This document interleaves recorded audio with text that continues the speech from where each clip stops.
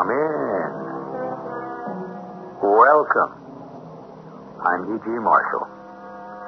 A person is always startled when he hears himself seriously called old for the first time, said Oliver Wendell Holmes. Startled, and perhaps more than just a trifle disconcerted. But as with so many things, age is something most of us eventually get used to. So used to, in fact, that in some cases we seem to become unrecognizable from the persons we were in our youth. But are we? Our mystery drama, Dr. Heideggers' Experiment, is based on a story by Nathaniel Hawthorne. It was adapted especially for Radio Mystery Theater by Percy Granger and stars Gordon Heath and Robert Dryden. It is sponsored in part by Contact, the 12-hour cold capsule, and Buick Motor Division. I'll be back shortly with Act One.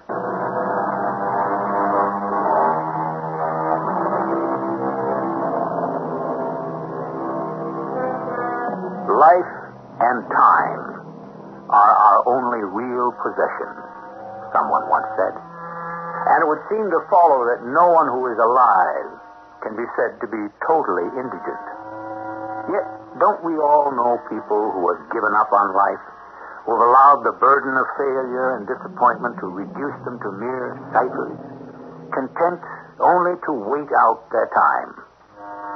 There is perhaps only one thing which could bring back such persons within the pale of the living.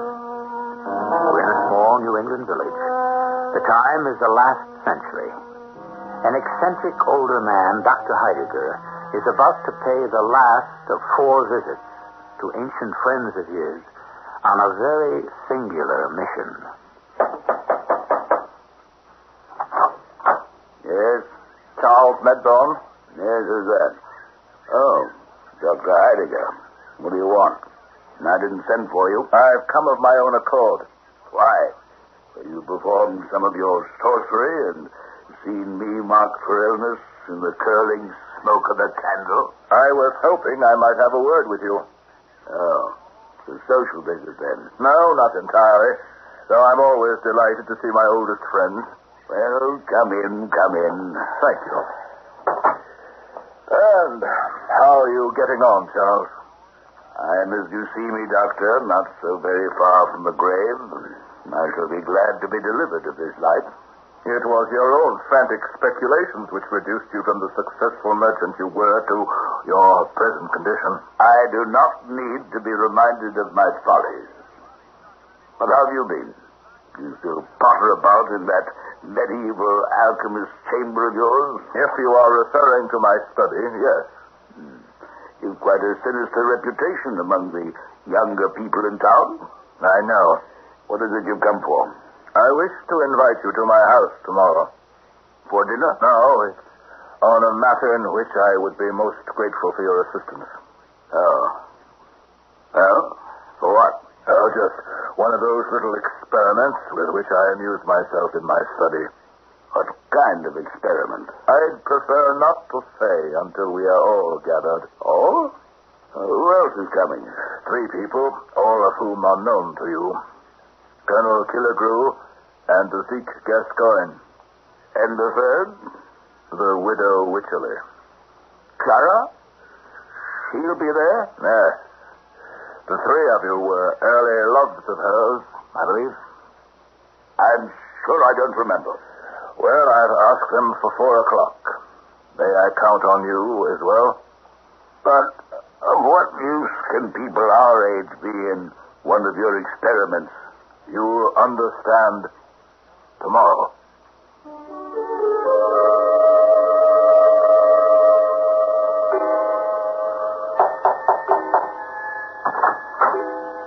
Doctor, your housekeeper directed me here to your study. Colonel Killigrew. Did I hit the wrong day? No, not at all. Come in, please. Forgive my expression of surprise, but you see, I fancy myself as a student of human nature, Colonel, and it was not my estimate that you would be the first to arrive. I admit I was never known for my reliability in the old days, Doctor, but A man can change, can he not? I hope so.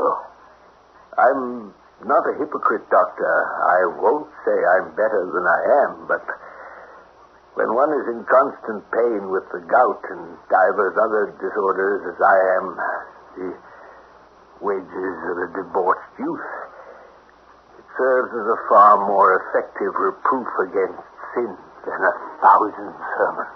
I fancied when you accepted my invitation yesterday, it was less from curiosity than in hope of obtaining a glass or two of port.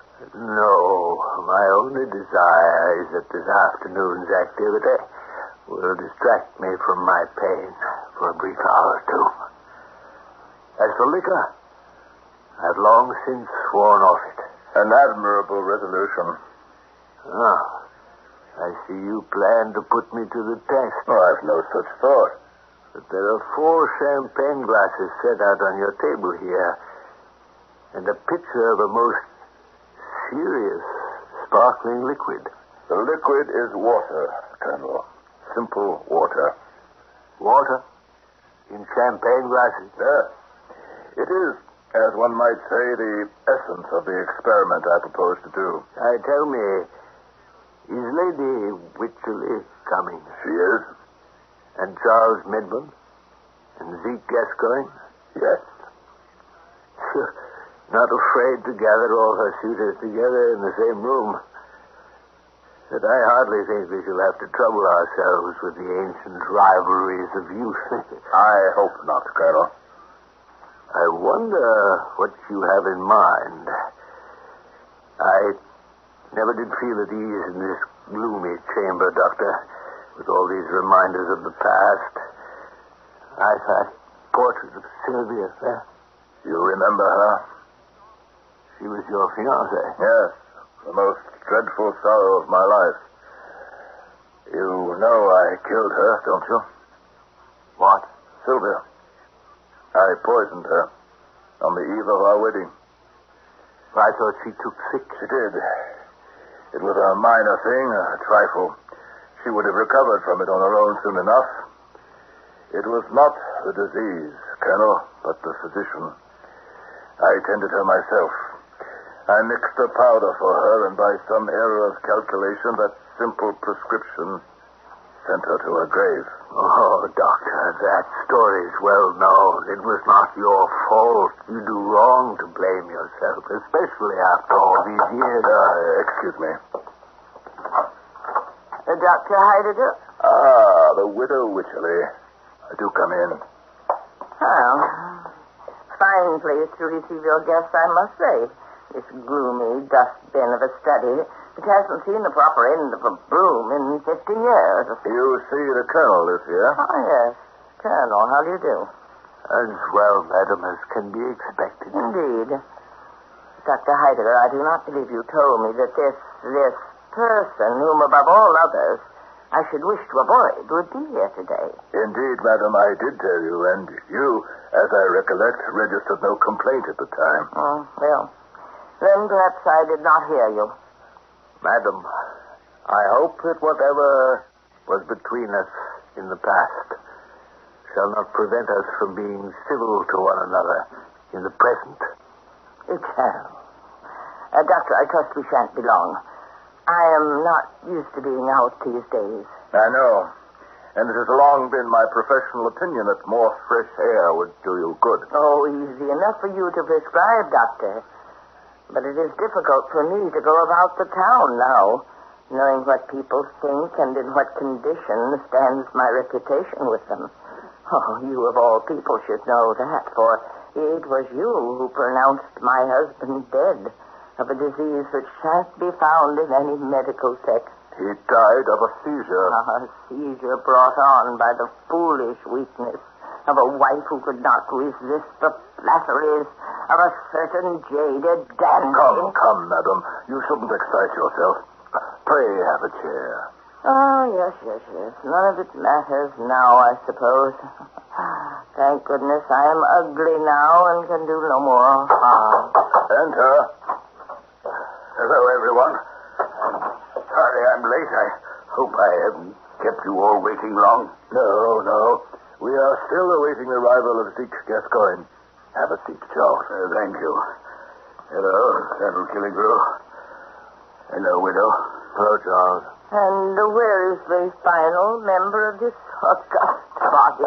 So, I see you've made me the last one. Good afternoon, Zeke.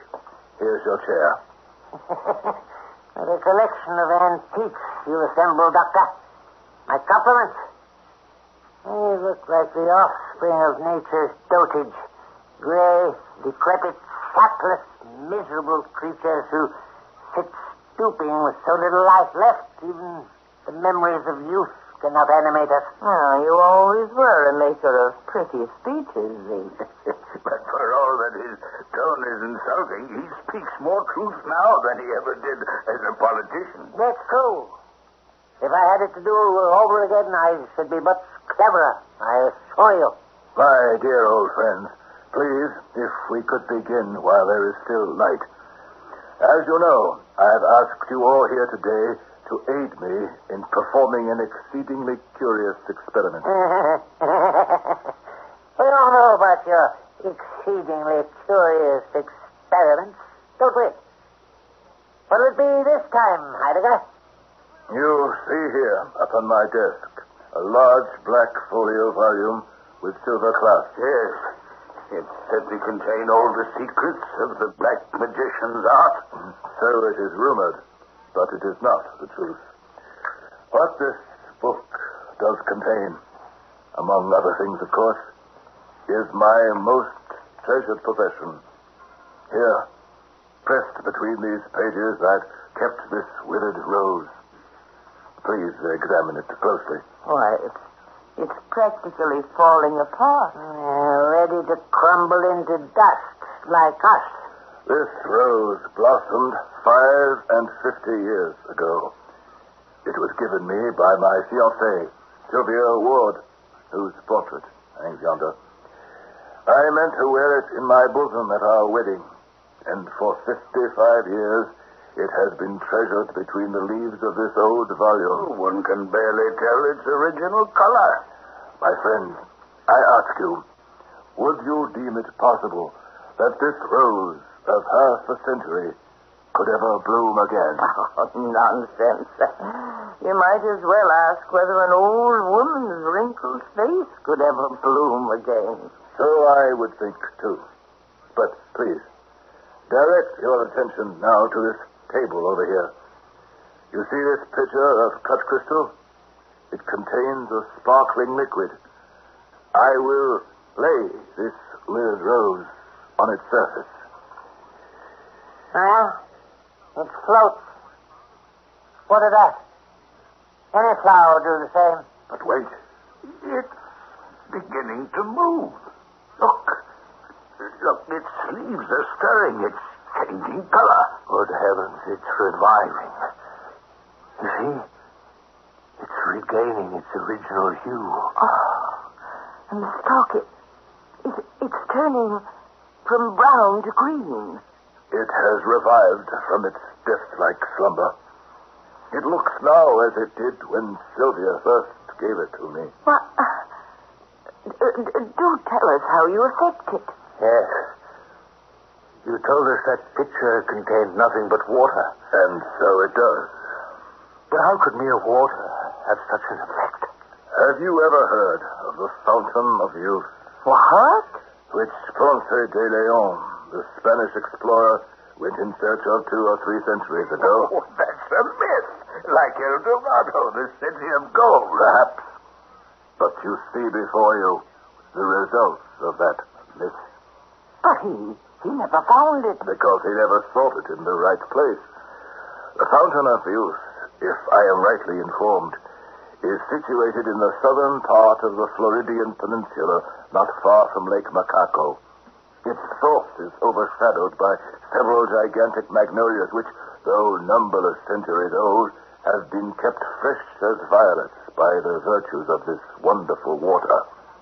An acquaintance of mine, knowing my curiosity in such matters, has sent me what you see in the picture. All this is very interesting, if true, Doctor, but What may be the effect of this fluid on people? That, my dear Colonel, you shall judge for yourself, for that is why I have asked you here today. I should like you, all of you, to partake of this liquid, that I may observe the degree of its potency upon the human frame.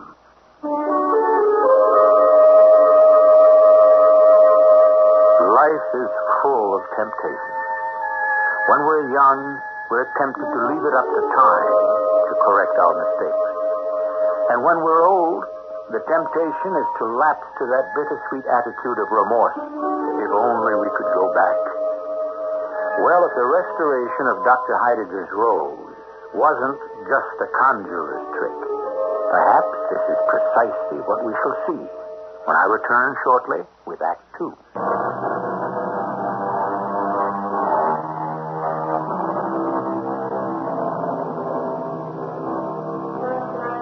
Which of us has not at one time or other had the fantasy of returning to the days of his youth, armed with the knowledge of a lifetime? An experienced mind in a fresh body. Would this not be the most potent of combinations? You asked us here to drink that water? My friends, you are welcome to as much of this admirable fluid as may restore to you the bloom of youth. But how can we be certain it isn't poisonous? Could anything poisonous have had such a rejuvenating effect on my dear Sylvia's rose? Water from the fountain of youth. I don't believe it. Well, there's only one way to find out, isn't there? Colonel, may I take it then that you consent to this experiment? It's probably hokum, Doctor, but I'm game.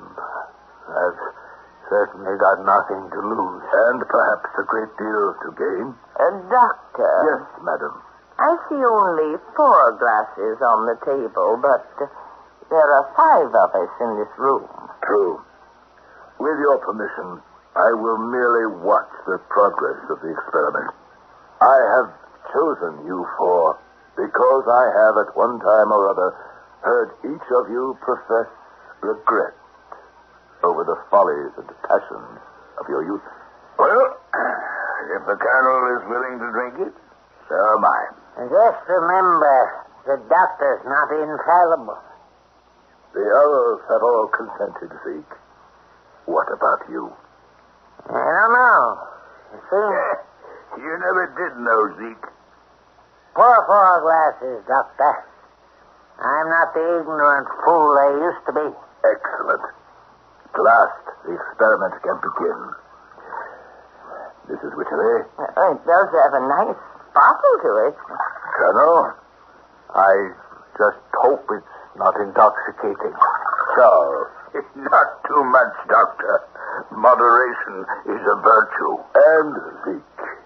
I'm just glad there's no one else here to see us 4 old people making such fools of ourselves. I beseech you, stay a moment before you drink. A word of caution. If this liquid should prove to have the properties which I inferred it from its effect on this rose, I think it would be well that with the experience of a lifetime to direct you, you should draw up a few general rules for your guidance in passing a second time through the perils of youth. Guidelines? What do you mean? Think what a sin it would be if, with your peculiar advantages, you should not become patterns of virtue and wisdom to all young people of the age. I believe we're all aware of the mistakes we made, Doctor.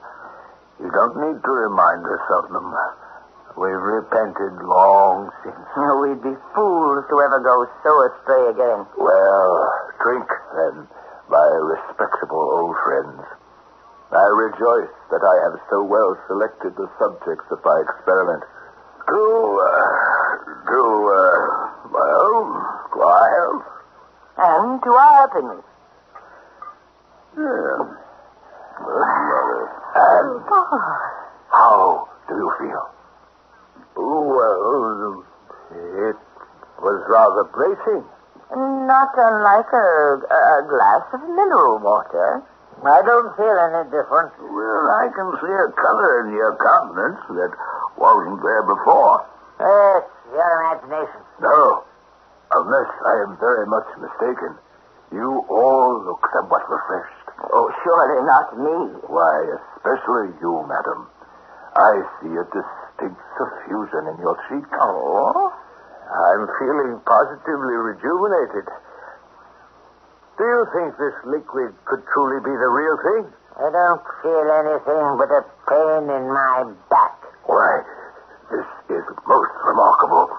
As I sit here, you are visibly transforming. It's true. Look at us. I don't need my glasses anymore. I can see quite well enough without them. And I don't need my cane. The gout in my leg is gone. I think it's some kind of trick. The doctor has us under some spell. The power of suggestion, hypnosis. Then how does that explain what's happening to your hair? What? It's growing darker. Look, in the mirror. Well, that's how it is. And the wrinkles in my face, they're gone. I'm myself 30 years ago. I look as I did at the very height of my political career. I noticed, Doctor, how they've all been quick enough to forget about me. Not at all, my dear widow. You look positively charming. What? Oh, surely, Colonel. You flatter. No. You are, if I may say, in your buxom pride. Oh, have I really changed? Come, have a look in the mirror. Why, they're all gone. Every crow's foot, every strand of gray hair. Oh, how ridiculous this old cap is. It makes me look like a widow. I must remove it at once. Clara, your hair, look how it shines. As golden as when I was a young woman. Oh, but I am a young woman. Doctor. Oh, my dear. Old doctor. Pray favor me with another glass. Certainly, madam, certainly. The experiment is going admirably. You see, I have already filled the glasses for a second round. A toast. A toast to the clever and glorious doctor. But what are Charles and Zeke doing off in the corner? I've just hit upon the most ingenious scheme for making money since the invention of the cotton gin. What is that? Go where there's a need with a product that fulfills that need. Is this not the first principle of sound business? Yes. Well then, what is it they need in the East Indies? The East Indies. Ice. They need ice. And where is their ice? Why, at the poles. Whole icebergs could be towed to the Indies by means of harnessing them to teams of whales. Charles, it was just such improvident speculations which led to your financial ruin before. But the cost would be minimal. And think of the profit. Why, I'm sure to have a monopoly, am I not? Gentlemen and madam, as I see the good doctor has been kind enough to refill our glasses, I think this is the perfect time to announce to you all my intention of re-entering politics. Bravo! Good. And what causes do you intend to espouse in these tranquil times, Zeke? America for the Americans, naturally. Stem the tides of immigration which are threatening to rend the tough native fabric of our society. This isn't how I intended the experiment to go. The water is quite a success. It's the people who are the failures. I feel like a new created being. Where's Clara? That's the mirror again. How do you do, madam? How do you do? Look at these ridiculous clothes we wear. How unflattering they are, and how old-fashioned. Remember how we used to walk, all bent over and limping from the gout? Look at the doctor. He sits there in his high-backed chair and stares at us with such a disapproving expression. Oh, come, Doctor. You are much too solemn. Get up and dance with me. What a queer figure he'll cut. Perhaps we should take the skeleton out of that cupboard for him. No, it shall be none but I. Come, Doctor, you dear old soul. Let us dance. Excuse me, madam. I am old and rheumatic, and my dancing days were over long ago. I am certain, however, that any of these gay young gentlemen would be glad of so pretty a partner. Yes, Clara, dance with me. No. I will be her partner. It was me she promised her hand to 50 years ago. No, she promised it to me. But it is I who have always loved her the most. If that is true, Colonel, why did you not make good your vows at the time of my husband's death? I was free then. Permit me to do so now, Clara. If only we can go somewhere and be alone. Colonel, stand aside. What can you offer her but a life on an army post? Whereas I will someday be a senator. It is I who can offer you the most, Clara, for I will be rich beyond all your wildest imagining. With your silly ice scheme. Both of you out of our way. Good heavens. What? Oh, Doctor, we'd almost forgotten you were here. What is it? I was watching you just now, the four of you quarreling, when my eye was caught by your reflections in the mirror. I could swear I saw ridiculous contention among three old and withered grandsires for the skinny ugliness of a shriveled granddam. What? What did you call me? Dr. Heidegger, how dare you? Please, I'm sorry. I didn't mean to be insulting. Of all the impudence. The unnaturalness of what I saw made me forget my tongue. Indeed, sir. If your age did not serve as your protection, What would you do, Colonel? Would you challenge me to a duel?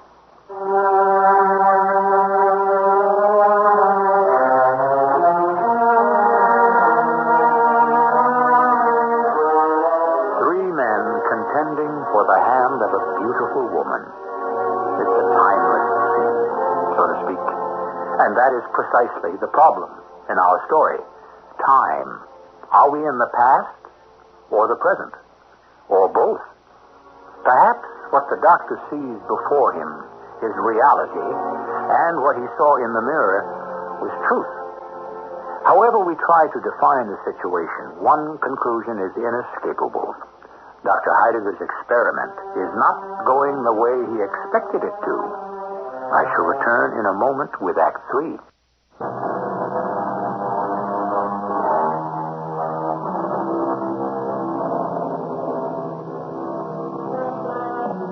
Few people know how to be old, observed a French moralist.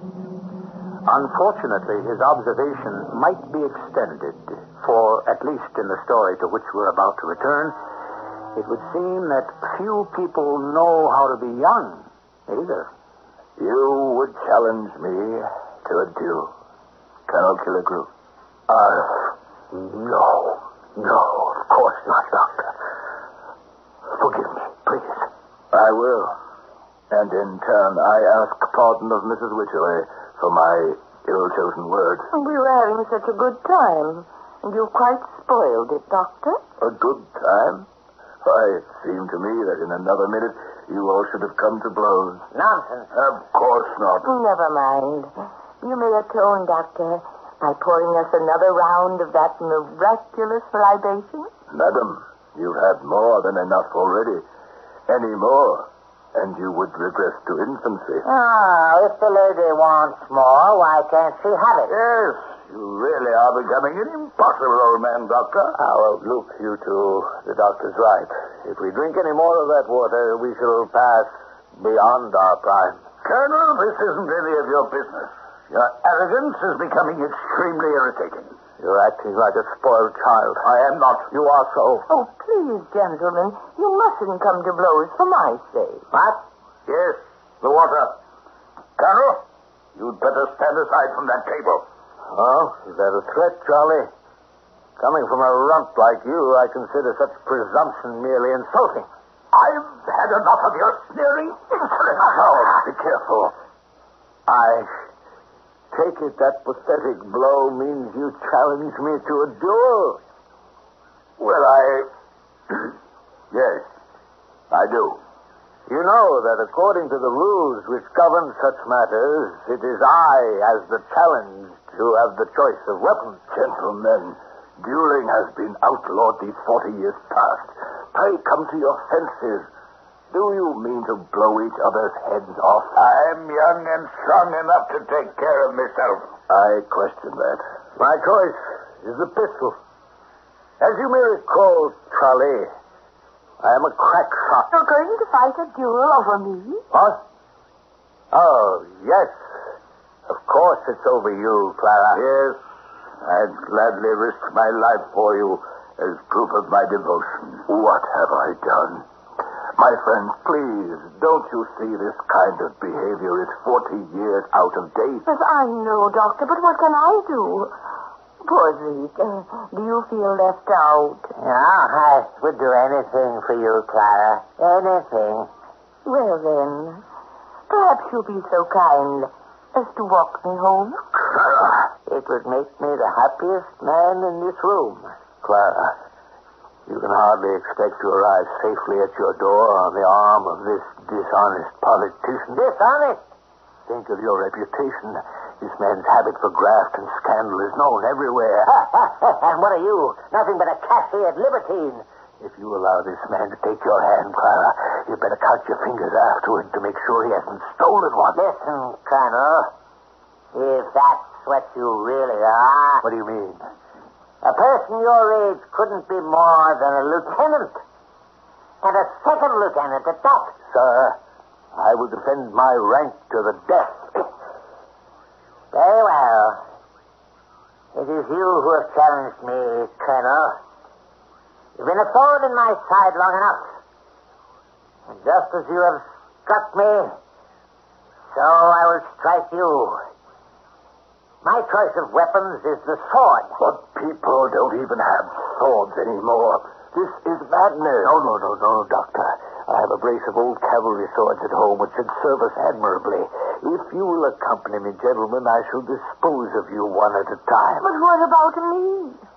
Oh, before I go to the field of honor in your cause, Clara, I should deem it a privilege to walk you home. Thank you, Charles. She's already promised that privilege to me. No. It was my offer she first accepted. Take your hand from her waist. Here comes! Oh, behold! Gentlemen, come, madam. Which way? I really must protest against this fire. Me. Be careful of that table. You'll knock over the pitcher. We spilled the water. My Sylvia's rose. Don't touch it. Thank goodness it's all right. The water is flowing all over the floor. Your conduct is disgraceful. Have the lessons of your own past lives been so lost on you that you would now go for each other's throats a second time? Words have been said that cannot be taken back. This time nothing is going to stop us from settling accounts. And once the accounts are settled, what then? Will you, Zeke, go on to promote the political corruption that led to your ultimate infamy and obscurity? And you, Charles Medbourne, you will invest in foolish, greedy schemes like floating ice to the equator until your funds are as exhausted as your dreams, and you dwindle once again into a beggar. And, Colonel, have you so quickly forgotten the pains you suffered? Do you not see that this is precisely the kind of behavior which was the source of so much unhappiness in your first lifetime? My honor. It was their fault. I didn't start Madam Wycherley. I appeal to you as the reason for all this contention to help me promote some common sense in this room. Well, perhaps, Doctor, it would be best if you saw me home. An admirable solution, madam, and one in which no one has to feel he has lost faith. You're right, Doctor. We behaved badly. Yes. We seem to have no more control over our passions now than we did before. See how the sun is going down. Dusk is settling over the room. The shadows are growing longer. I don't think I want to be young anymore. Neither do I. Doctor, you've condemned us to lead our lives a second time. And all the wisdom in the world won't stem the weariness we are bound to feel. I can't imagine we shall continue to find life interesting. My friends, I am sorry. I proposed this experiment without fully considering its consequences. I think now, too late, I see the lesson it has to teach me. That it is wrong to attempt to alter the natural order of things, for there is a reason why they are so. Doctor, what's happening to your hand? What? It's the rose you're holding. It's stirring. What? The petals, they're shriveling. So they are. My poor Sylvia's rose is fading again. All its beautiful color gone. How quickly it regressed. It's as dry and fragile as when I first threw it into the pitcher. Colonel, what's the matter? It's funny. I thought I felt a twinge in my leg. A pain, perhaps. No. It's nothing, really. I think it is, Colonel. I suspect it is a pain remarkably like the gout. No. The conclusions seem inescapable, my friends. The water is indeed potent, but its effects are temporary.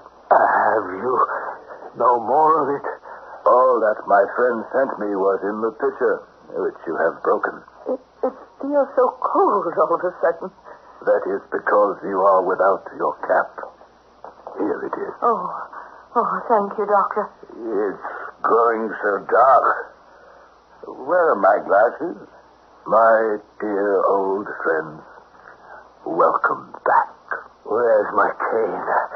I can't stand the pain in my legs a minute longer. Here it is, Colonel. Are we grown old again so soon? Come away from the mirror, widow. Oh. My face has once again lost all its flesh. Oh, I wish that the coffin lid were over. Come, good lady. Yes, you are old again. And see, the water of youth is all lavished on the ground. I, for one, bemoan it not. Such is the lesson you have taught me. I think, Doctor, that it is time we took our leave. Yes. Goodbye, then, my lifelong companions. We have, I think, learned much today, have we not?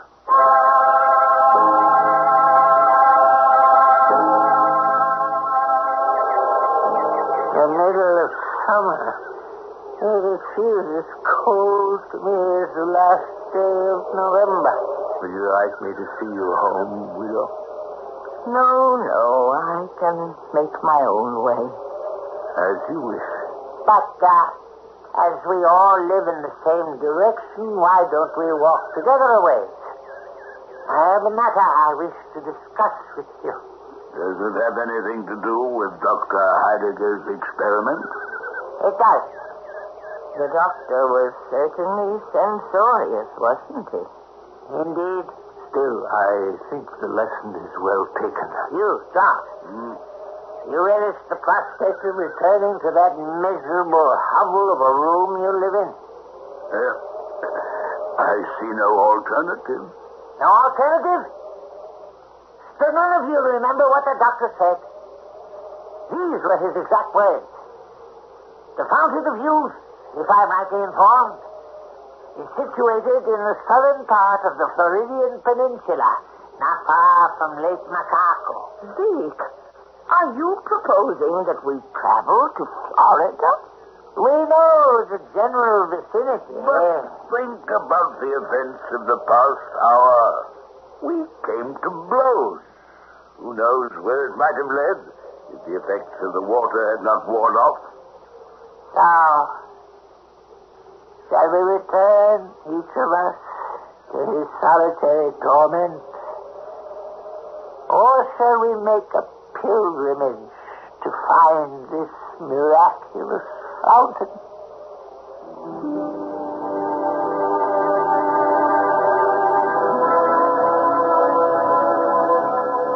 Man's eternal pursuit of greener pastures.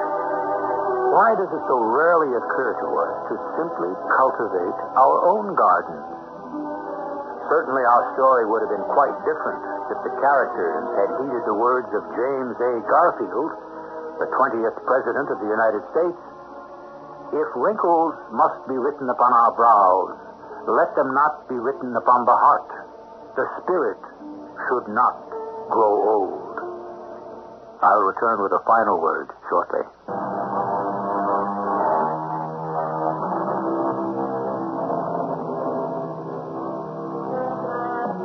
Nathaniel Hawthorne, upon whose story our drama was based, is credited by some with having established the short story as an art form. His tales often dealt with the occult, and sometimes with the loneliness and eccentricities of New Englanders. Dr. Heidegger's experiment dealt with all three. Our cast included Gordon Heath, Mary Jane Higby, Guy Sorrell, and Robert Dryden. The entire production was under the direction of Hyman Brown. This is E.G. Marshall inviting you to return to our Mystery Theater for another adventure in the macabre. Until next time, pleasant dreams.